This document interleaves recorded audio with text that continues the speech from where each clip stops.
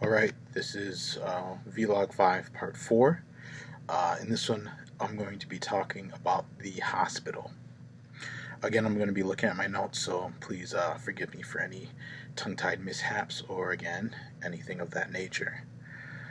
Um, First off, I do want to stress that this is in relation to law enforcement and gang stalking.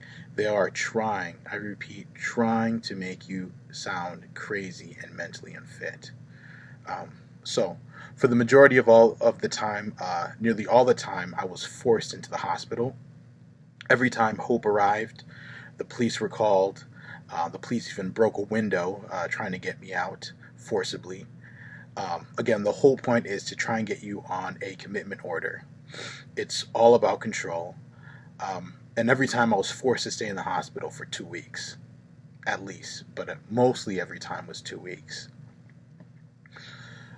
One thing to note is in the ambulance, they pricked my finger for blood sugar, stating that my old man was a diabetic, which is true. He is a diabetic, but he's never been to the hospital for diabetes. I've definitely been in ambulances before, and that was the first time that's ever happened. So again, that's another instance of somebody being prepped or being a law enforcement official undercover. Again, gang stalking. The first time that I knew this was law enforcement, gang stalking, and not like a private investigator or anything of that nature, in association with IPR, to my knowledge, was when I was admitted the first time to the hospital. The nurses and the doctors are prepped. The patients are undercover law enforcement. You're there for 2 weeks. You talk with people on the first time there. Eventually, as you grow and get more knowledge about the gang stalking, you take a different approach in terms of your interaction with individuals that are law enforcement, gang stalking personnel. But again, these patients have a thin cover story.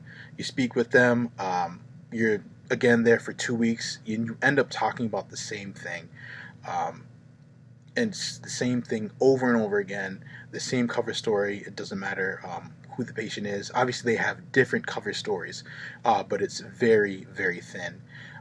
Again, there's a pattern recognition element to this. And again, I stress the repetition of what's going on.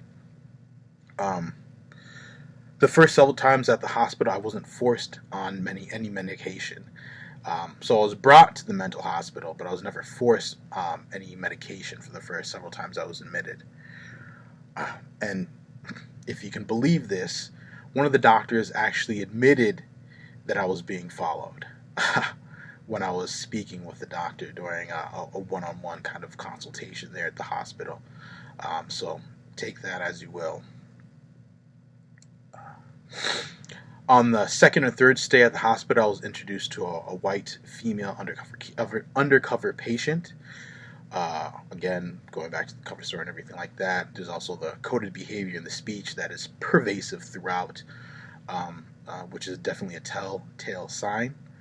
And basically that person became the V2K mouthpiece.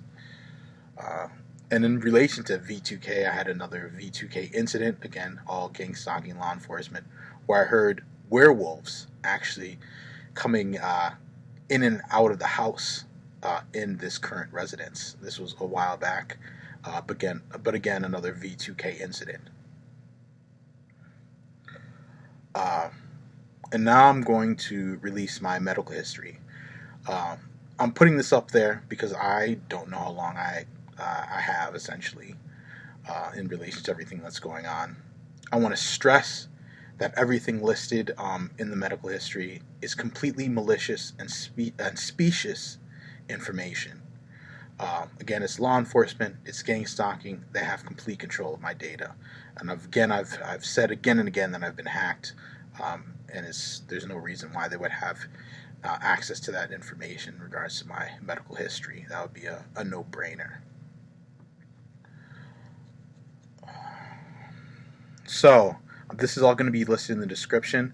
The URL is mychart, mychart.hcmed.org. That's the website to log in. The login is I oyugi@icloud.com. And the password is 12345678. That's all numbers. Then the letter capital A, lowercase b, lowercase c, and then an exclamation point. Again, putting up there because I have nothing to hide. I know exactly who I am, what I am. I know what is going on. I know that I'm completely in my right mind. And again, that all this is related to gang stalking. So I'll be signing off for now.